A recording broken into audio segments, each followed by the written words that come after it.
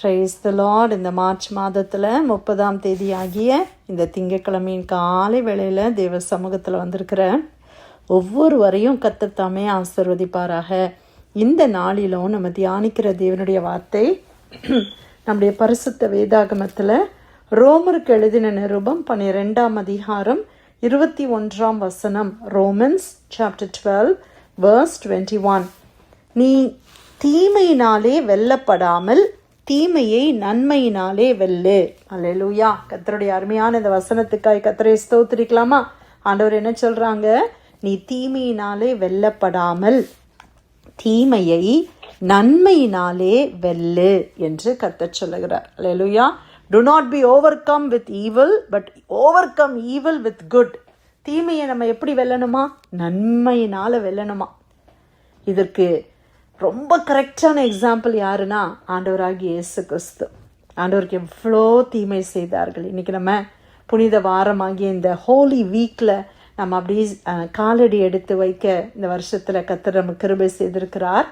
இதில் நம்ம யோசித்து பார்க்கும்போது நம்முடைய ஆண்டவராகிய இயேசு கிறிஸ்துவுக்கு எத்தனை விதமான தீமைகள் இழைக்கப்பட்டது, எவ்வளோ தீமைகள் இல்லை. ஆண்டவருடைய வசனம் சொல்லுது, இயேசு கிறிஸ்து எப்படி சுற்றி திரிந்தாராம்?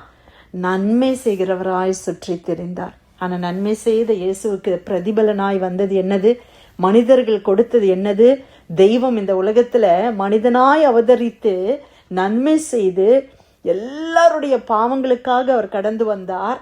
அநேகருக்கு அற்புதங்களை செய்தார், வியாதியஸ்தர்களை சுகப்படுத்தினார், பசியாக இருந்தவருடைய பசியை ஆற்றினார், கஷ்டங்களை மாற்றினார், குற்றம் சுமத்தாமல் அநேகரை கத்த தண்டனை கொடுக்காமல் விடுதலை கொடுத்தார். ஆனால் கடைசி இந்த உலகம் என்ன தீர்ப்பு அவருக்கு கொடுத்தது? தீமையை கொடுத்தார்கள். அல்லேலூயா. அவரை சுற்றிலும் தீமை. ஆனால் இயேசு அந்த தீமைக்கு தீமை செய்தாரா? ஆண்டவர் தீமைக்கு பிரதிபலனாய் தீமையை செய்தாரா அப்படின்னா இல்லவே இல்லை. அந்த தீமைக்கெல்லாம் மாறாக ஆண்டவர் என்ன செய்தாங்க? நன்மை செய்தாங்க. அப்படிதானே பிரியமானவர்களே? யூதாஸ் காட்டி கொடுத்தான், கூடவே இருந்தவன், கூடவே இருந்த ஒரு சீஷன் எல்லாவற்றையும் இயேசுவை கூடவே இருந்து குழிப்பறித்த ஒரு மனிதனை போல அவன் கூடவே இருந்து அவர் பணத்துக்காக, அற்ப பணத்துக்காக என்ன செய்தான்? இயேசுவை காட்டி கொடுத்தான். பேதுரு சொல்றாரு, நான் உங்களை விட்டவே மாட்டேன் ஆண்டவரே. ஆண்டவர் சொல்றா, நீ மறுதளிச்சிருவ பேதுரு. ஆண்டவரை மறுதளிச்சா யாருனே தெரியாது, அவர் யாருனே எனக்கு தெரியாது, எனக்கு அவருக்கும் சம்மந்தமே கிடையாது. தன்னை பாதுகாத்து கொள்ளும்படி அவன் மறுதளித்து போனான். எல்லா சீஷர்களும் அவனை விட்டு விலகி போனார்கள். அவர் தன்னந்தனியாய் இருந்தார் என்று பார்க்கிறோம். எத்தனையோ அடிகள், எத்தனையான பழி வார்த்தைகள், சுமைகள், எத்தனை விதமான எவ்வளோ நிந்தைகள், அவமானங்களை ஆண்டவர் பட்ட பொழுது எல்லாரும் அவரிடத்துல நன்மை பெற்றவங்க எல்லாரும் ஆண்டவரை பார்த்து குரூசிஃபை பண்ணுங்க, சிலுவையில் அறையும், பரபாசை விடுதலை பண்ணவா, இந்த இயேசுவை விடுதலை பண்ணலாமா, பண்டிகை நாளில் ஒருத்தரை நான் விடுதலை பண்ணுறேனே, உங்களுக்கு பரபாசை விடுதலை பண்ணணுமா, அவன் பயங்கரமான கொடுமையான ஆள், அவனை விடுதலை பண்ணணுமா இல்லை இயேசுவை விடுதலை பண்ணணுமான்னு கேட்கும்போது ஜனங்கள்லாம் என்ன சொன்னாங்க? பரபாசை விடுதலை பண்ணுங்க, இந்த இயேசுவை சிலுவையில் அறைங்கன்னு உரத்த சத்தமாய் கத்துனாங்க. அவ்வளோ ஈவல், அவ்வளோ தீமையை ஆண்டவர் எப்படி வென்றார் பிரியமானவர்களே? அந்த கல்வாரி சிலுவையில் அவர் எல்லாவற்றையும் சுமந்து அந்த ஆணிகள் கடாவப்பட்ட அந்த நேரத்தில் அவ்வளோ வியாகுலமும் கஷ்டங்கள், நம்மளால் வார்த்தையினால் சொல்லவே முடியாத கஷ்டங்களை எல்லாம் பட்டு அவர் வாயிலிருந்து வந்த முதல் வார்த்தை என்னது? பிதாவே, இவர்களுக்கு மன்னியும், இவர்கள் தாங்கள் இன்னது என்று, தாங்கள் செய்கிறது இன்னதென்று அறியாதிருக்கிறார்கள். அப்பாவை பார்த்து, பிதாவை பார்த்து அவர் ஜெபிக்கிறாரு. அந்த டைம்ல யாருக்காக ஜெபிக்கிறாரு தெரியுமா? அவரை குத்தினாங்கல்ல, அவர் அவதூறு பண்ணாங்க இல்லையா, சிலுவையில் அறையும் சொல்லி கத்துனாங்களே, கூக்குரல் இட்டாங்களே, அவரை அடித்தாங்களே, அவரை துப்பினாங்களே, அவரை காணி அடித்து அவளை சித்திரவதை பண்ணாங்களே, அவர்களுக்காக ஜெபித்தார் என் இயேசு. அல்லேலூயா. அவருக்கு தீமை செய்தவர்களுக்கு இயேசு நன்மை செய்தார். ஆண்டவர் எப்படி நன்மை செய்தாரு? அப்பாவை பார்த்து வேண்டுகிறார், அப்பா, பிதாவே, இவங்களை நீங்கள் மன்னிச்சிருங்க, அவங்களுக்கு என்ன செய்கிறோன்னு தெரியாமல் செய்கிறாங்க. அது என்ன அருமையான ஜெபம் இல்லை? அவர் சொல்கிறாரு, ரீசன் பண்ணி சொல்கிறாரு ஆண்டவர். பிதாவை பார்த்து என்ன சொல்கிறாரு? ஆண்டவரே, இவங்களுக்கு, பிதாவே, இவங்களுக்கு என்ன செய்கிறோன்னு தெரியாமல் செய்கிறாங்க, அதனால் மன்னிச்சிருங்க. நான் தேவன் தெரிஞ்சிருந்தா இவங்க இதை செஞ்சிருக்க மாட்டாங்க. ஆனால் எத்தனையோ தடவை அவர் தேவன் என்று சொன்னதுனால தான் அவரை சிலுவையிலேயே அறையிறாங்க. ஆனால் அவர் சொல்றாரு, இவங்க தெரியாம செஞ்சுட்டாங்க. நம்ம சலாத்துல சொல்லுவோம்ல, ஐயோ அவங்கள அடிக்காதீங்க, தெரியாம பண்ணிட்டாங்க.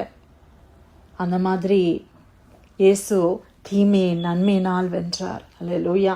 இந்த வசனத்தை எத்தனையோ தடவை நம்ம தியானிச்சிருக்கிறோம் இல்லையா? இந்த ரோமர் 12:21 அநேக நேரங்களை தியானிச்சிருக்கிறோம்.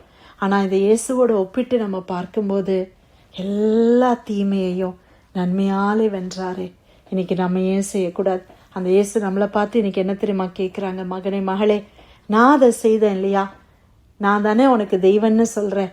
நான் செய்தா உன்னால் செய்ய முடியுமா முடியாதா? நீயும் செய் அப்படின்னு சொல்லி ஆண்டவர் கேட்குறாங்களே. ஆண்டவர் இடத்துல நம்ம என்ன சொல்லுவோம்? ஹல்லேலூயா. இன்னைக்கு நம்ம நிறைய பேர் சொல்கிறோம், இவ்வளோ தீமை பண்ணுறாங்க, இப்படியெல்லாம் என்னைய பண்ணுறாங்க, இப்படியெல்லாம் என்னைய பேசுகிறாங்க, இப்படியெல்லாம் நான் எவ்வளோ நன்மை செய்தேன் அவங்களுக்கு, அவங்க எனக்கு இப்படி பண்ணிட்டாங்களே அப்படின்னு சொல்லி நம்ம அவ்வளோ கஷ்டப்படுறோம். ஆனால் இயேசுவை பாருங்களேன், எவ்வளோ நன்மை செய்தார்ல, எத்தனை விதமான நன்மைகளை செய்தார். அவருக்கு எவ்வளோ தீமை செஞ்சாங்க, அந்த தீமையெல்லாம் நன்மையினால் வென்று விட்டாரே. நாம் ஏன் வெல்லக்கூடாது? அல்லேலூயா. தீமையை வைத்து கொண்டு இருப்பதுனால அல்ல, தீமையை நம்ம என்ன செய்திடணும்? நன்மை செய்து வென்று விட வேண்டும். நமக்கு விரோதமாய் தீமை செய்கிறவர்கள் நம்மை சுற்றிலும் இருக்கிறார்கள். ஆனால் அவங்க செய்கிற தீமையக்கெல்லாம் நம்ம என்ன செய்திடணும்? நன்மை செய்து நன்மை செய்து நன்மை செய்து நன்மை செய்து எல்லா தீமையும் நம்ம வென்று விட வேண்டும். இயேசு அதை செய்தார். இன்னைக்கு நிறைய தெய்வங்கள் அநேக காரியங்களை கட்டளையாய் கொடுக்கிறார்கள். ஆனால் ஒன்றையும் அவங்க சேருது கிடையாது. ஆனால் நம்முடைய ஆண்டவராகிய இயேசு கிறிஸ்து கட்டளையை கொடுக்கிறவர் அல்ல, எனக்கு பிரமாணத்தை கொடுக்கிறவர் அல்ல, அந்த கட்டளையின்படி வாழ்ந்து காட்டினவர் நம்முடைய தேவன். எப்படி அன்பு செய்ய வேண்டும் என்று காட்டி கொடுத்தவர் இயேசு. ஒருவேளை நமக்கு அப்படிப்பட்ட ஒரு சாக்கியத்தை இயேசு கிறிஸ்து மூலமாக நம்ம பெற்றிருக்கிறோம். நீங்களும் நானும் ஆராதிக்கிற ஒரு தேவன் எங்கேயோ தூரத்தில் இருக்கிறவர் அல்ல, இந்த பூமியிலே கடந்து வந்து மனுஷனாய் அவதரித்து பாடுபட்டு பிரமாணங்களின்படி வாழ்ந்து காட்டினவர். பிரமாணத்தை வாழ்ந்து காட்ட முடியும், இது கஷ்டம் கிடையாது, இது மாதிரி நீங்கள் வாழ்ந்தீங்கன்னா நீங்கள் ஜெயித்திரலாம் அப்படின்னு காட்டி கொடுத்தாங்க ஏசப்பா இல்லையா? அப்படி வாழ நமக்கு காட்டி கொடுத்த அவரோட அடிச்சுவடுகளை பின்பற்றி வர நம்ம ஆயத்தமாக இருக்கிறோமா? ஒரு சில வசனங்களை மட்டும் நான் வாசிக்கிறேன். இந்த வசனங்களை பார்க்கும்போது, ஒருவனுக்கும் தீமைக்கு தீமை செய்யாதிருங்கள், எல்லா மனுஷருக்கு முன்பாகவும் யோக்கியமானவைகளை செய்ய நாடுங்கள், கூடுமானால் உங்களால் ஆன மட்டும் எல்லா மனுஷரோடும் சமாதானமாய் இருங்கள். பிரியமானவர்களே, பழி வாங்குதல் எனக்குரியது, நானே பதில் செய்வேன் என்று கர்த்தர் சொல்லுகிறார் என்று எழுதியிருக்கிறபடியால் நீங்கள் பழி வாங்காமல் கோபாக்கினிக்கு இடம் கொடுங்கள். அன்றியும் உன் சத்துரு பசியாயிருந்தால் அவனுக்கு போஜனம் கொடு, அவன் தாகமாயிருந்தால் அவனுக்கு பானம் கொடு. நீ இப்படி செய்வதினால் அக்கினி தழலை அவன் தலையின் மேல் குவிப்பாய். நீ தீமையினாலே வெல்லப்படாமல் தீமையை நன்மையினாலே வெல்லு. ஆண்டவர் கொடுத்த அறிவுரைகள் எவ்வளோ அருமையான ஆலோசனைகள். வாழ்ந்து காட்டிய இயேசு கிறிஸ்துவனுடைய அடிச்சுவடுகளை பின்பற்றி நாமும் நமக்கு விரோதமாக எவ்வளோ தீமை, யார் என்ன தீமை செய்திருந்தாலும் அவங்களுக்கு நன்மை செய்து அந்த தீமையை வெல்ல கர்த்தர் நம்ம ஒவ்வொருவருக்கும் அந்த கிருபையை கொடுப்பாராக. கர்த்தர் கொடுத்த நல்ல வார்த்தைக்காக தேவனுக்கு நன்றி செலுத்தி பிரேயர் லைனில் வந்திருக்கிற யாராவது ஒருத்தர் நம்ம ஜெபிக்கலாமா?